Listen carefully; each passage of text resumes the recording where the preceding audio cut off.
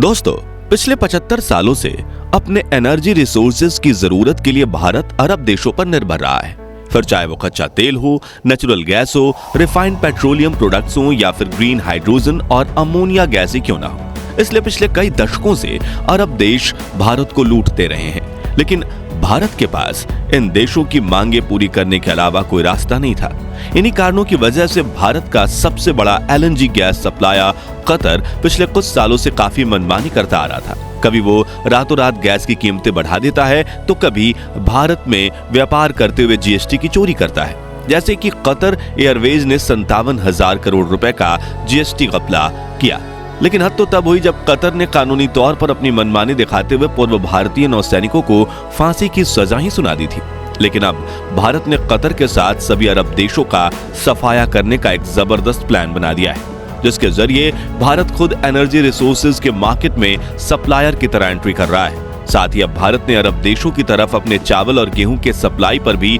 Ban लगा दिया है। तो पूरी डेवलपमेंट क्या है जानेंगे इस वीडियो में, लेकिन उससे पहले सच्चे भारतीय जल्दी से वीडियो को लाइक कर दीजिए। दोस्तों, कच्चे तेल को साफ करके पेट्रोलियम प्रोडक्ट्स बनाने के मामले में भारत दुनिया का सबसे बड़ा देश है और भारत के पास दुनिया की सबसे बड़ी ऑयल रिफाइनरी है, जो कि गुजरात के जामनगर में स्थित है और इसका मालिकाना हक रिलायंस इंडस्ट्रीज को है। लेकिन सबसे बड़ी परेशानी यह है कि भले ही भारत ऑयल रिफाइनिंग में सबसे उच्चतम टेक्नोलॉजी वाला देश है, लेकिन भारत के पास अपना कच्चा तेल तो लगभग ना के बराबर है। इसलिए हम दुनिया भर से क्रूड ऑयल इंपोर्ट करते हैं और फिर उसे साफ करके उनके पेट्रोलियम प्रोडक्ट्स बनाते हैं, जिन्हें दुनिया भर में एक्सपोर्ट करते हैं। लेकिन अगर आप गौर से देखेंगे तो ये एक टाइप का सर्विस बिजनेस ही है, क्योंकि कच्चे तेल के मालिक हम नहीं हैं, हम तो बस उसे साफ करके बेचने का काम करते हैं। इसी वजह से कतर, यूनाइटेड एमिरेट्स, इराक और अमेरिका से लेकर रूस जैसे देशों ने भी कच्चे तेल और गैस के सप्लाई के मामले में भारत को काफी ज्यादा लूटा ही है,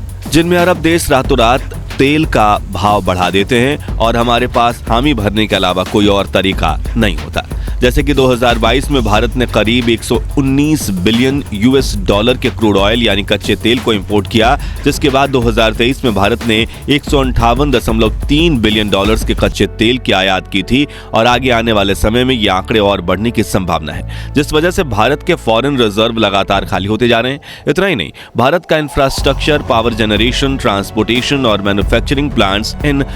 फॉसिल फ्यूल्स पर काफी ज्यादा डिपेंड हो चुका है, जिससे आने वाले समय में अरब देशों पर भारत की निर्भरता और ज्यादा बढ़ सकती है। लेकिन अब भारत ने इसका अचूक तोड़ खोज निकाला है, जिसके जरिए भारत आने वाले कुछ सालों में एनर्जी बिजनेस में एंट्री लेकर इंपोर्टर की जगह एक्सपोर्टर बन सकता है। अब आप कहेंगे कि भारत के पास नेचुरल रिसोर्सेज तो है नहीं, ऐसे में यह कैसे मुमकिन है? तो आपको बता दें कि इस वक्त भारत ग्रीन हाइड्रोजन और ग्रीन अमोनिया को प्रोड्यूस करने की राह पर आगे बढ़ चुका है। और आपको ये जानकर हैरानी होगी कि ग्रीन हाइड्रोजन का इस्तेमाल हर उस जगह किया जा सकता है जहां एलएनजी गैस का यूज होता है और ये ज्यादा एफिशिएंट भी है। और भारत ने फ्यूचर में न सिर्फ ग्रीन हाइड्रोजन का इस्तेमाल बल्कि एक्सपोर्ट करने का प्लान भी बना लिया है। इसे लेकर बड़ा अपडेट यह है कि पिछले 3 सालों में भारत ने रिन्यूएबल एनर्जी सेक्टर्स में एफडीआई यानी कि फॉरेन डायरेक्ट इन्वेस्टमेंट्स में 6.1 बिलियन डॉलर्स की फंडिंग को अट्रैक्ट किया है, जिससे ग्रीन हाइड्रोजन रेवोल्यूशन को बड़ा बूस्ट मिला है। इसके अलावा भारतीय कंपनी ओएनजीसी ने इसे लेकर एक ऐसी अनाउंसमेंट की है जो सुनकर आपका भी दिल खुश हो जाएगा। जी हां, ओएनजीसी ने भारत में ग्रीन हाइड्रोजन और ग्रीन अमोनिया गैस बनाने के प्लान डेवलप करना भी शुरू कर दिया है और इस बिजनेस में ओएनजीसी कंपनी 2035 तक 10 से 10.5 बिलियन यूएस डॉलर यानी करीब 80,000 से 85,000 करोड़ रुपयों का निवेश करने वाली है, जिससे ओएनजीसी का ग्रीन अमोनिया प्रोडक्शन सालाना 2 मिलियन टन तक पहुंच जाएगा और इसे एक्सपोर्ट करने के लिए हमें अभी से ही फॉरेन ऑर्डर्स मिलने शुरू हो गए हैं। दोस्तों, ओएनजीसी के अलावा दूसरी भारतीय कंपनीज ने भी दुनिया के देशों में ग्रीन हाइड्रोजन और अमोनिया सप्लाई करने की कई डील्स साइन कर ली है, जिसका सीधा असर कतर को होने वाला है, क्योंकि अब जापान, जर्मन, यूरोप और अमेरिका जैसे देश एलएनजी गैस की जगह ग्रीन हाइड्रोजन का इस्तेमाल करना चाहते हैं। आपको बता दें कि भारत की सेबकॉप इंडस्ट्रीज ने जापान के साथ made in India green ammonia supply करने की डील साइन की है। इसके अलावा यूरोप के साथ भी 10 million tonne green hydrogen supply करने की बातचीत चल रही है। अब रिन्यूएबल एनर्जी सेक्टर में भारत की ऐसी प्रगति देखकर हमें क्रूड ऑयल सप्लाई करने वाले देश भी कांप उठे हैं। इसलिए वो क्रूड ऑयल की प्राइस बढ़ाने की बजाय घटा रहे हैं। जैसे कि यूक्रेन के साथ युद्ध के दौरान जब दुनिया का कोई भी देश अमेरिका से आ रहे दबाव के चलते रूस से कच्चा तेल नहीं खरीद रहा था, तभी भारत ने $4 से $5 प्रति बैरल डिस्काउंट के साथ रूस से भारी मात्रा में क्रूड ऑयल उठाया था। वहीं अब रूस ने इस डिस्काउंट को डबल करके $8 से $10 प्रति बैरल कर दिया है और अब इस कीमत को कतर और अमेरिका मैच नहीं कर पा रहे हैं। इसलिए हमारा सबसे ज्यादा सप्लाई सिर्फ रूस से ही आ रहा है। इसके अलावा भारत सऊदी और इराक से भी भारी मात्रा में कच्चा तेल खरीदता है और आने वाले समय में उन्हें भी डिस्काउंट देनी पड़ेगी, नहीं तो कतर की तरह उनका भी पत्ता कट जाएगा। दूसरी तरफ हम सभी जानते हैं कि भले ही कतर क्रूड ऑयल और LNG गैस के मामले में दुनिया के सबसे समृद्ध देशों में से एक है और कतर सरकार 70% रेवेन्यू ऑयल और नेचुरल गैस से ही लेती है, लेकिन जैसा कि आप जानते हैं कि कतर रेगिस्तान पर बना हुआ देश है, वहां की 90% जमीन सूखी और बंजर है। इसलिए कतर को अपने खाने की कुल जरूरत का 90% हिस्सा तो इंपोर्ट करना पड़ता है और कतर सबसे ज्यादा खाना यूनाइटेड स्टेट्स और भारत से खरीदता है, जिससे भारत सरकार कतर का चावल और गेहूं का सबसे बड़ा सप्लायर बन जाता है। और 2021 में भारत ने कतर को $97.5 मिलियन के चावल सप्लाई किए थे। यहाँ गौर करने वाली बात यह है कि कतर में LNG गैस का बड़ा इंपोर्ट करने की वजह से भारत अपने total rice and wheat exports का बड़ा हिस्सा सिर्फ कतर को ही सप्लाई करता था और पिछले साल भारत ने कतर के पड़ोसी देश यूनाइटेड अरब अमीरात में चावल एक्सपोर्ट पर बैन लगा दिया था। लेकिन जिस तरह से कतर ने भारत की पीठ पर खंजर घोंपकर गैस का बड़ा सप्लाई चीन की तरफ मोड़ दिया है और भारत के पूर्व नौसैनिकों के साथ क्रूरता दिखाई है, वो देखकर भारत ने भी एक बड़ा कदम उठा लिया है। जहां सितंबर महीने में भारत ने UAE में राइस एक्सपोर्ट बैन को हटा दिया था और अब खबर आ रही है कि भारत सरकार ने अपने टोटल राइस एक्सपोर्ट के बड़े जत्थे को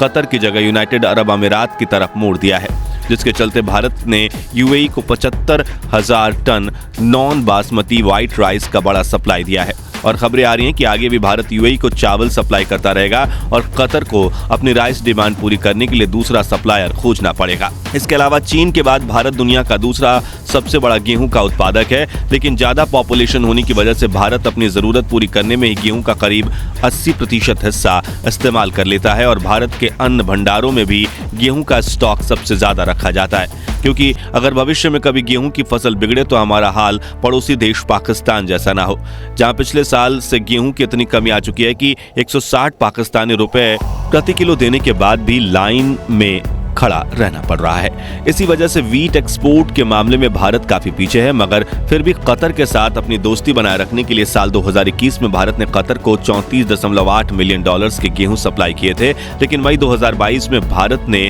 व्हीट एक्सपोर्ट पर बैन लगा रखा है और सितंबर 2023 में जब वो